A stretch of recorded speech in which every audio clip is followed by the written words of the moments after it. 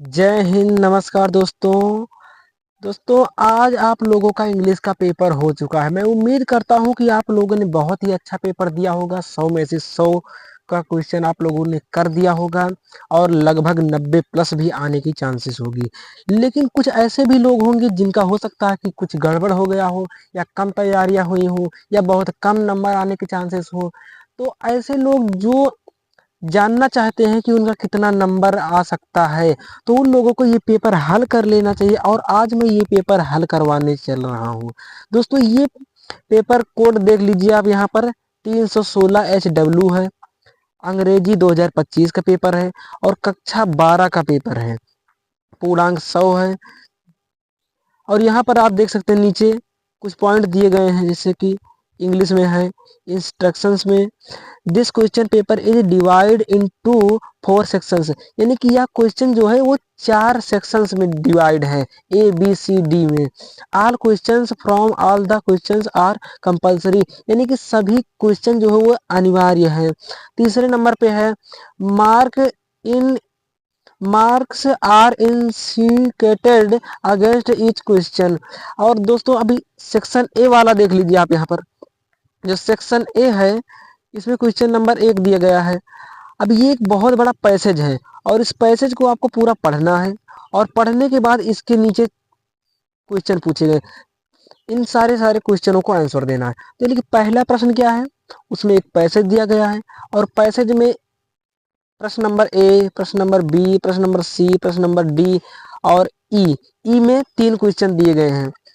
तो ये पूरा पैसेज जो है 15 नंबर का है और इसमें से 5 क्वेश्चन पूछे गए हैं। तीनों क्वेश्चन 5-5 नंबर के हैं। अगर आप इसका आंसर अच्छे से दे देते हैं तो आपको यहाँ पर 15 का 15 नंबर मिल जाएगा। ये था सेक्शन ए। अब सेक्शन बी में चलते हैं। यहाँ पर देखिए आप,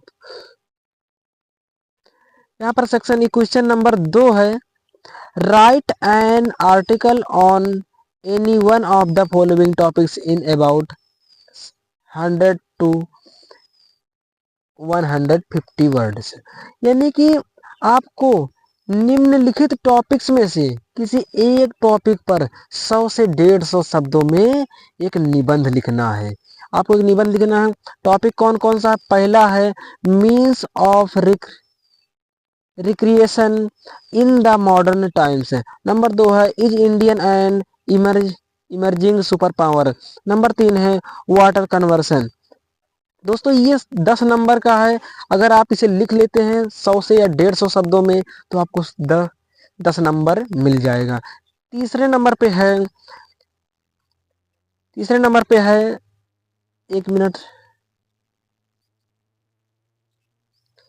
suppose you are Amit Amit and while playing you said abuse terms to your friend Vikas.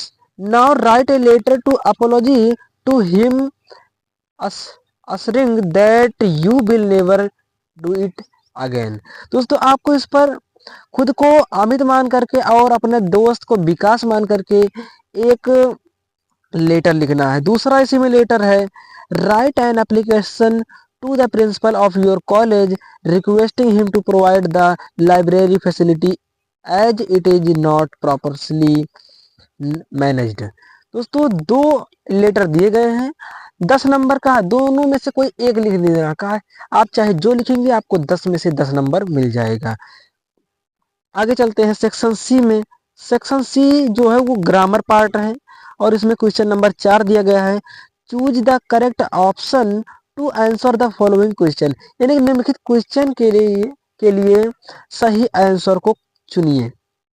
तो ए में क्या है, an impression which can not be removed is called. यानी कि आपको एक वाक्यांश दिया गया, एक सेंटेंस दिया गया है, और सेंटेंस को एक वाक्य में आप क्या कहेंगे, एक वाक्य में। तो इसमें जो भी ऑप्शन सही हो आप उसे टिक कर दीजिएगा। बी वाला ऑप्शन है, a phrase at a snail snail's pace means, मतलब इसका मतलब बताना है आपको। और सी वाले पे है, synonym the queer is, queer का सिनोनिम क्या होगा। डी पर है, Sheela spoke with her father to go to her college, यानी कि शीला ने कहा कि वह अपने पिताजी के साथ स्कूल गई। और इस वो डी वाले में आपसे ये पूछा जा रहा है कि जो सेंटेंस बताया गया है, इस सेंटेंस में कोई एक वर्ड है जो गलत है या नहीं होना चाहिए। तो आपको वही बताना है कि कौन सा वर्ड गलत है, और जो गलत हो वही वाला विकल्प आपको चुन लेना है।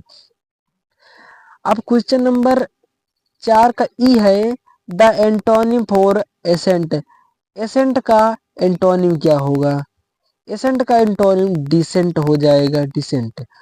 अब दोस्तों क्वेश्चन नंबर 5वें पर चलते हैं। क्वेश्चन नंबर 5वां है, ए change any one of the following into direct narration, यानी कि आपको दो इनडायरेक्ट डायरेक्ट नरेशन दिए गए हैं और दोनों में से किसी एक को इनडायरेक्ट में चेंज करना है, और ये 2 मार्क्स का है। यदि आप पूर्णतः सही चेंज करते हैं तो आपको 2 नंबर मिल जाएगा। 5 बी में है, combine any one of the following as direct, यानी कि आपको 2 सेंटेंस दिए गए हैं, पहले में भी 2 सेंटेंस है, दूसरे में भी 2 सेंटेंस है। दोनों सेंटेंसों को जोड़कर एक सेंटेंस बनाना है और इसे सिंपल सेंटेंस में चेंज कर देना है, और दूसरा जो है उसे जोड़ करके कॉम्प्लेक्स सेंटेंस में चेंज कर देना है। तो आपको इसके लिए 2 नंबर मिलेगा। आप दोनों में से चाहे ये वाला कीजिए चाहे ये वाला कीजिए, आपको 2 ही नंबर मिलेगा। अगर आप दोनों करते हो तो भी 2 ही नंबर मिलेगा, इसलिए अच्छा है कि आप एक ही कीजिए। सी है 5वां का C, transform any one of the following sentence as direct, यानी कि आप निम्नलिखित वाक्यांशों में से किसी एक को ट्रांसफॉर्म कीजिए, यानी कि चेंज कर दीजिए। तो चेंज कैसे करना है? पहला, don't tell him the secret of your family, इसे पैसिव वॉइस में बदलना है। दोस्तों जो टॉपिक आपको कठिन ना लगे आप कमेंट कर दीजिएगा, मैं उस पर वीडियो बना दूंगा। यहाँ पर किसी भी प्रश्न का मैं उत्तर नहीं बता रहा हूँ, क्योंकि अगर उत्तर बताऊंगा तो वीडियो बहुत लंबा हो जाएगा। और सी का दूसरा है, no man in the city is so rich as he is, इसे सुपरलेटिव डिग्री में चेंज करना है। 5वें का डी है, correct any one of the following sentence, यानी कि 2 सेंटेंस दिए गए हैं और दोनों में से आपको किसी एक सेंटेंस को करेक्ट करना, थोड़ी सी इसमें त्रुटि है और इसे ही करेक्ट करना, एकदम सही करना है। 5वां का ई है, use any one of the following pairs of words in your own sentence और to make the difference in the their meaning clear, यानी कि आपको 2 शब्द दिए गए हैं, दोनों शब्दों को पढ़ेंगे तो एक जैसी ध्वनि निकलेगी, लेकिन दोनों शब्दों के अर्थ अलग अलग होते हैं, उससे मतलब अलग अलग होते हैं। आपको दोनों शब्दों के अलग अलग अर्थ लिख करके उसका वाक्य प्रयोग करना है। जैसे पहले में दिए गए हैं ब्रिडल ब्रिडल, दूसरे में दिया गया चिल्ली चिल्ली, तो दोनों है तो आवाज तो एक जैसे है, लेकिन स्पेलिंग अलग, अर्थ अलग, मतलब अलग, सब कुछ अलग अलग है। तो आपको इसका वाक्य प्रयोग करना है। अब सेक्शन सी का 6वें नंबर पे क्वेश्चन दिया गया है ट्रांसलेट करने का, आपको हिंदी में दे दिया गया है, आपको इसको अंग्रेजी में ट्रांसलेट करना। जैसे है, अकबर के दरबार के 9 रत्नों में से एक बीरबल भी थे। हिंदुस्तान में कोई ऐसा व्यक्ति नहीं था जो बीरबल के नाम से अनभिज्ञ हो। वह एक निर्धन ब्राह्मण थे, लेकिन अकबर ने उन्हें जागीर देकर राजा बनाया। अकबर ने उन्हें कई और उपाधियां भी दी। यद्यपि बीरबल अपनी मजाकों के लिए विख्यात है, किंतु उनमें कई और गुण भी थे। उसमें दुनिया की हर चालाकी कूट कूट कर भरी हुई थी, राजनीति में किसी से कम नहीं थे। कई युद्धों में उन्होंने वीरता दिखाकर ख्याति प्राप्त की थी। बीरबल और अकबर के किस्से यद्यपि बनावटी हैं, फिर भी यह प्रदर्शित करते हैं कि बादशाह और बीरबल परस्पर एक दूसरे के सम्मान करते थे। यानी कि आपको इसको 5 नंबर दिया जाएगा ट्रांसलेट अगर आप कर देते हैं तो। अगर नहीं करते हैं या थोड़ा बहुत करते हैं तो कम भी नंबर मिल सकते हैं। अगर आप गलत भी लिखते हैं तो भी एग्जामिनर कुछ ना कुछ नंबर आपको देगा। अब क्वेश्चन नंबर अब सेक्शन डी में चलते हैं क्वेश्चन नंबर 7 पर। क्वेश्चन नंबर 7 इसमें क्या है, answer the following question in about 40 words 40 words. दोस्तों इसमें देखिए जो आपका प्रोज वाला पार्ट है, प्रोज से आपको 2 क्वेश्चन दिए गए हैं, दिए तो 4 गए हैं शॉर्ट में, और 4 में से 2 ही करना है, 2 ही करना है। ए में यहाँ पर 2 क्वेश्चन और यहाँ पर 2 क्वेश्चन, यानी कि 4 क्वेश्चन दिए गए हैं और 2 करना है, दोनों ही 4-4 नंबर के हैं, और ये कुल मिलाकर के 8 नंबर के हो जाएंगे। और दूसरा वाला क्वेश्चन क्या है, दूसरा वाला क्वेश्चन क्या है, answer any one of the following in about 80 words, यानी कि दूसरे वाले क्वेश्चन में वो भी प्रोज से ही है, लेकिन ये दीर्घ वाला क्वेश्चन है, विस्तृत क्वेश्चन है, लॉन्ग क्वेश्चन है, ये 7 नंबर का है और 2 क्वेश्चन दिए गए हैं, एक ही करना। पहला क्वेश्चन क्या है, why did Caroline Keeping's wife refuse to be interviewed.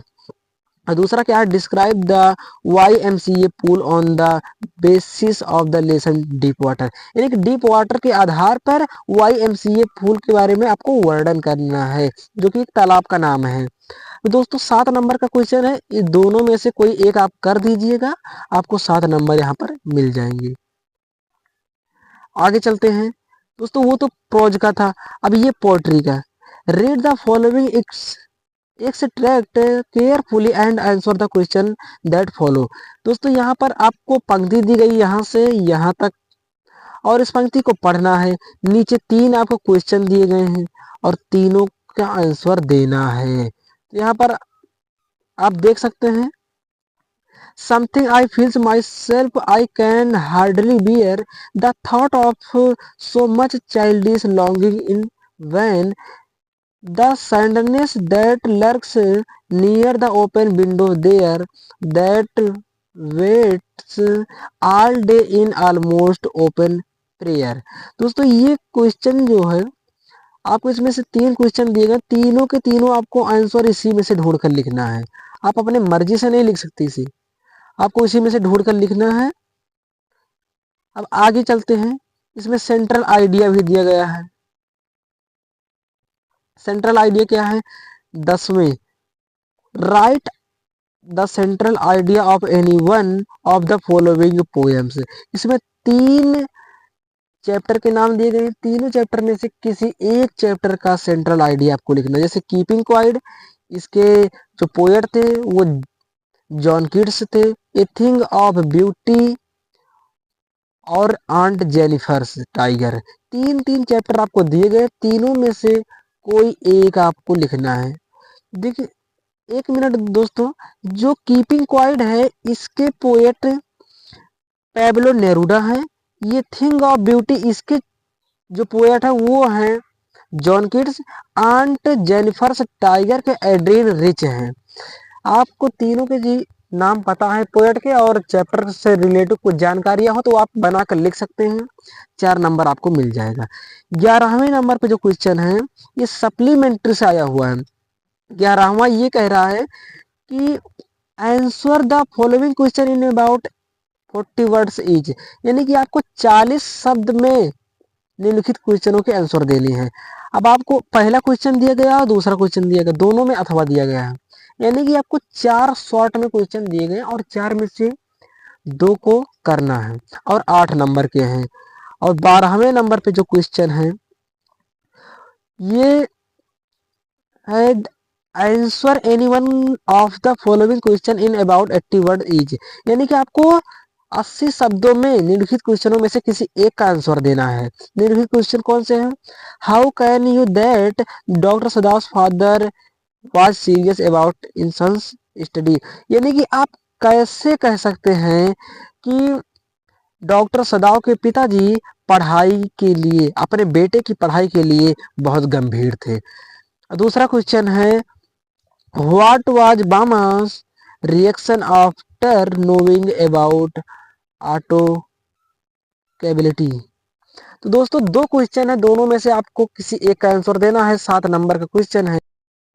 तो इस प्रकार से सारे के सारे क्वेश्चन हमने दिखा दिए, और जितने भी क्वेश्चन कितने मार्क्स थे हमने ये भी बता दिए, कैसे करना था हमने ये भी बता दिया। अगर आपको किसी भी क्वेश्चन का आंसर चाहिए तो आप कमेंट कर सकते हो, मैं आपके लिए वीडियो बना दूंगा। लेकिन अभी मैं एक भी प्रश्न का उत्तर इसलिए नहीं दिया क्योंकि अगर दूंगा तो वीडियो बहुत लंबा हो जाएगा।